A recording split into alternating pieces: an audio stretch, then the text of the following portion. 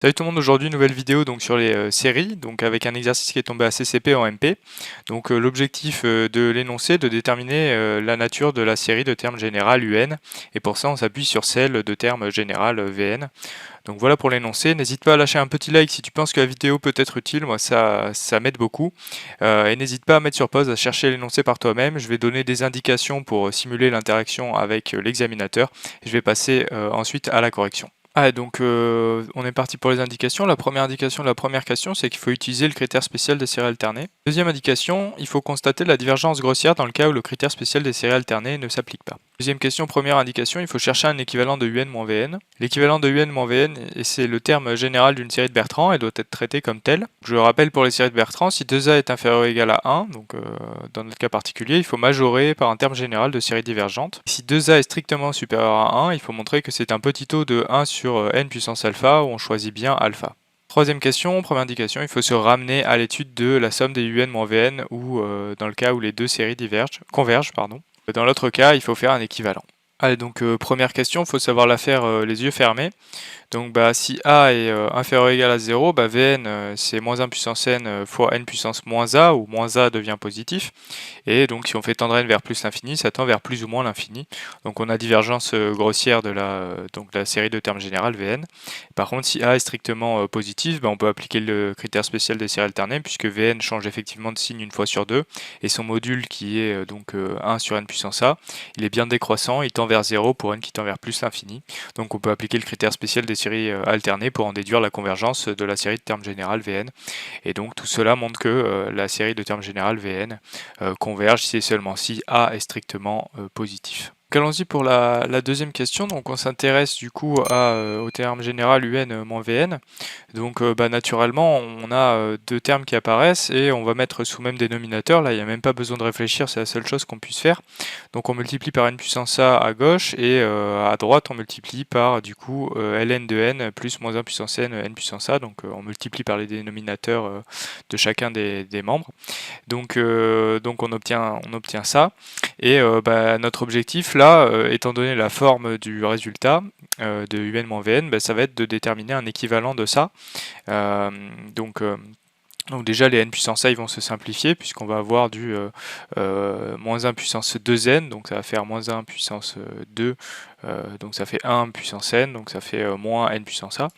Et donc on va avoir moins 1 puissance n ln de n, sur n puissance a, ln de n plus moins 1 puissance n fois n puissance a. Et au dénominateur de ln de n plus moins 1 puissance n fois n puissance a, on se demande lequel des deux va manger l'autre au voisinage de plus infini. En l'occurrence, ça va être le moins 1 puissance n à n puissance a, car on a supposé que a était strictement positif, donc a strictement supérieur à 0, puisqu'on s'est mis dans les conditions de convergence de la série de termes général Vn.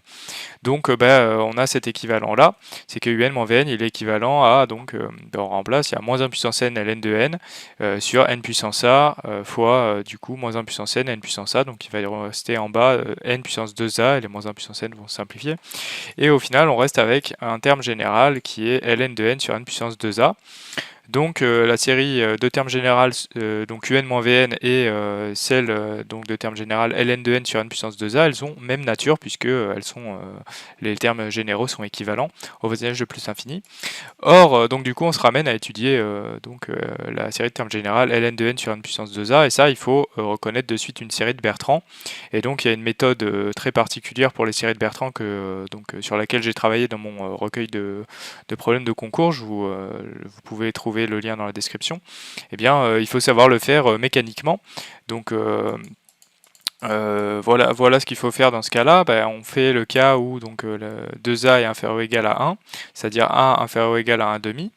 Là, on peut majorer par quelque chose qui va tendre. Donc, on peut majorer ln de n sur n puissance 2a par un terme général de série divergente. Et comme on aura un terme qui est plus grand que quelque chose qui diverge, on aura divergence. Donc, ln de n c'est plus grand que ln de 2. Et n puissance 2a c'est plus petit que n, étant donné l'hypothèse faite sur a. Donc ln de n sur n puissance 2a c'est plus grand que ln de 2 sur n, et la série de termes général 1 sur n, elle diverge parce que c'est la série harmonique. Et donc ln de n sur n puissance 2a diverge aussi si a est du coup est inférieur ou égal à 1,5. Et dans l'autre cas, il faut appliquer la règle du n puissance alpha, c'est-à-dire multiplier par n puissance alpha donc ln de n sur n puissance 2a, constater que en faisant tendre n vers plus l'infini, ça tend vers 0, donc ça veut dire que le terme général est un petit o de n puissance alpha, et il faut bien choisir alpha pour avoir alpha plus grand que 1, et ainsi constater la convergence. De la série générale, donc du terme général ln de n sur 2 puissance n puissance 2a.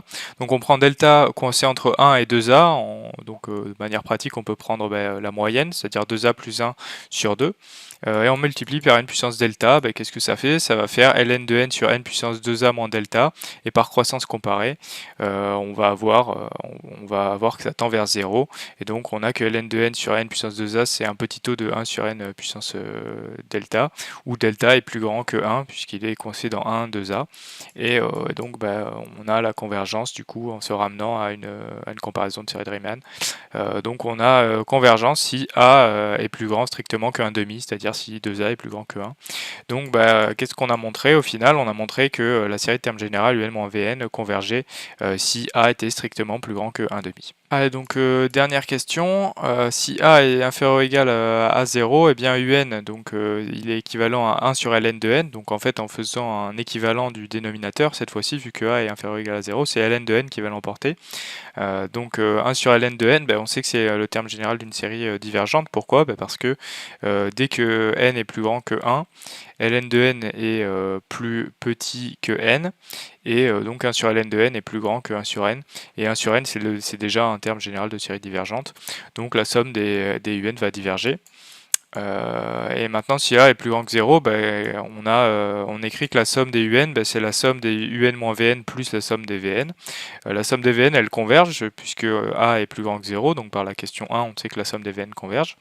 Donc, la convergence de un, elle est équivalente au fait que un moins vn converge, et ça on a montré que la somme des un moins vn convergeait si et seulement si a était strictement supérieur à 1,5.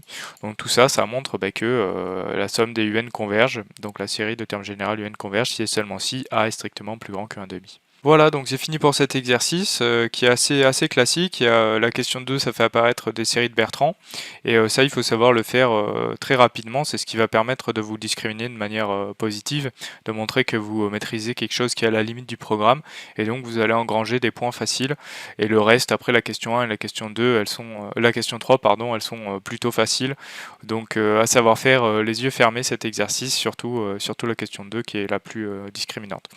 Donc voilà, en tout cas n'hésite pas à t'abonner, à liker, à mettre la cloche, je vais publier quelques dernières vidéos pour ces révisions, et j'espère que ton oral se passera du mieux possible. A plus.